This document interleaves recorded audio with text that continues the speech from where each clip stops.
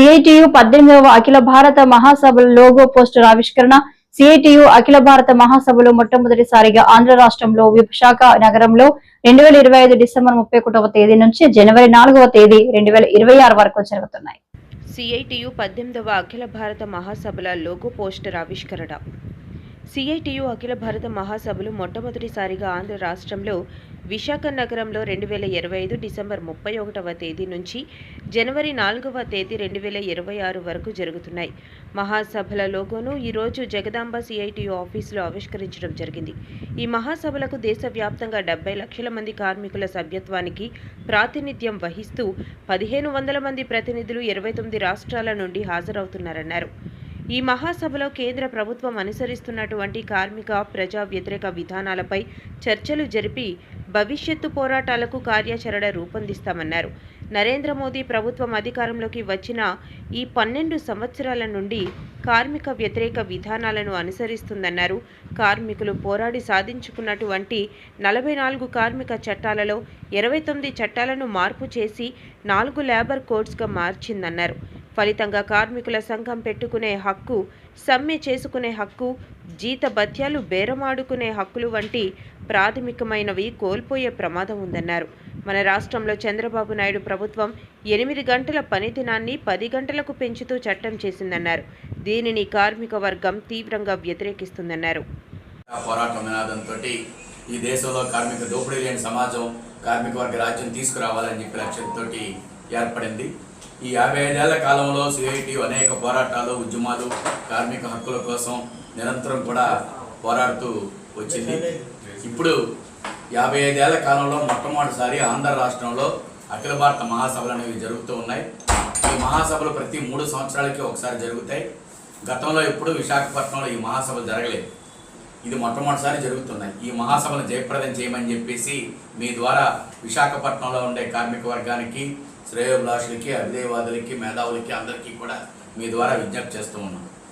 ఈ మహాసభలకి దేశవ్యాప్తంగా 70 లక్షల మంది కార్మికులకు ప్రాతినిధ్యం వహిస్తూ దాదాపు 1500 మంది ప్రతినిధులు వివిధ రాష్ట్రాల నుంచి, వివిధ కార్మిక సంఘాలకు నాయకత్వం వహిస్తున్నటువంటి వాళ్ళ యూనియన్లకి నాయకత్వం వహిస్తున్న వాళ్ళు, అతి దీర్ఘకాలం పోరాటాల్లో ఉన్నటువంటి వాళ్ళు, కార్మిక యోధులు అటెండ్ అవుతూ ఉన్నారు. 5 రోజుల పాటు మహాసభలు విశాఖపట్నంలో జరుగుతూ ఉన్నాయి. డిసెంబర్ 31వ తారీఖు నుంచి 2006 జనవరి 4వ తారీఖు దాకా ఈ మహాసభలు జరుగుతాయి. ఈ మహాసభల్లో ప్రస్తుతం కేంద్ర ప్రభుత్వం, మోడీ ప్రభుత్వం ఏదైతే విధానాలు, కార్మిక వ్యతిరేక విధానాలని అవలంబిస్తుందో ఆ విధానాల మీద పెద్ద ఎత్తున మేము సమీక్షణ చేసి భవిష్యత్తులో పోరాటాలు చేయడానికి కోసం కావాల్సిన కార్యాచరణ రూపొందించడం జరుగుతుంది. నరేంద్ర మోడీ గవర్నమెంట్ వచ్చిన ఈ 12 సంవత్సరాల కాలంలో చూసుకుంటే ప్రభుత్వ రంగ సంస్థలన్నింటినీ కూడా కారు చౌకగా కార్పొరేట్ కంపెనీలకి కట్టబెడుతూ ఉంది.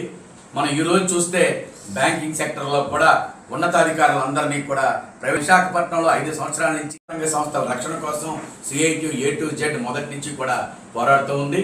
అలాగే ఈ రోజున కార్మికులు పోరాడి సాధించుకున్నటువంటి కార్మిక చట్టాలు ఏవైతే ఉన్నాయో ఆ చట్టాలన్నింటినీ మార్పు చేసి కార్పొరేట్ కంపెనీలకి, యజమానులకి లాభాలు చేకూర్చే విధంగా 4 లేబర్ కోడ్స్ని మోడీ ప్రభుత్వం తీసుకొస్తా ఉంది. ఆ లేబర్ కోడ్స్ కనుక అమలు జరిగితే కార్మికులు పచ్చి బానిసల్లాగా మళ్ళీ వెనక్కి బానిసతనంలో వెళ్ళేటట్టుగా పని గంటలు లేని విధంగా పనిచేయాల్సి వస్తుంది.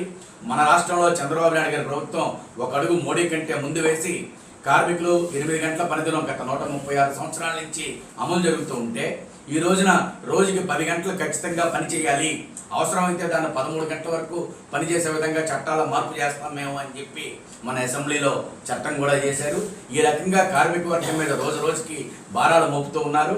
కార్పొరేట్ల యొక్క లాభాలే పరమావధిగా ఈ గవర్నమెంట్లు పనిచేస్తూ ఉన్నాయి. కాబట్టి కార్మిక యొక్క హక్కుల కోసం కనీస వేతనాలు, ఉద్యోగ భద్రత, ఉపాధి, ప్రభుత్వ రంగ సంస్థల పరిరక్షణ, అలాగే సామాజిక న్యాయం, ప్రజల మీద జరుగుతున్న దాడులు, మహిళలు, గిరిజనులు, మైనార్టీలు ఇటువంటి వాళ్ళ మీద జరుగుతున్న దాడులు, రాజ్యాంగం మీద దాడి జరుగుతుంది. ఈ దాడులకు వ్యతిరేకంగా కూడా సిఐటియు మొదటి నుంచే నికరంగా పోరాడుతుంది. వీటన్నింటి మీద కూడా పెద్ద ఎత్తున చర్చలు జరిపి భవిష్యత్తులో ఉద్యమాలు, పోరాటాలు రూపొందించడం కోసం ఈ మహాసభలు వేదిక కాబోతున్నాయి. విశాఖపట్నంలో ఈ మహాసభలు జరగడం అనేది మా సదా అవకాశంగా మేము భావిస్తూ ఉన్నాం. 4వ తారీఖు నాడు దాదాపు 1,00,000 మందికి తక్కువ లేకుండా పెద్ద ఎత్తున విశాఖ నగరంలో కార్మిక ప్రదర్శన, బహిరంగ సభ జరుగుతుంది. అలాగే రెడ్ షర్ట్ వాలంటీర్ల కవాత్ అనేది ఎర్ర సైన్యంతో కవాత్ అనేది జరుగుతుంది. ఈ మహాసభల సందర్భంగా సాంస్కృతిక కార్యక్రమాలు, ఎగ్జిబిషను, బుక్ ఫెస్ట్ ఇటువంటి అనేక కార్యక్రమాలు కూడా జరుగుతూ ఉంటాయి. కార్మికులతోటి కల్చరల్ ప్రోగ్రామ్స్ కూడా 10 రోజుల పాటు నిర్వహించాలని చెప్పి ఆలోచన చేస్తున్నాం.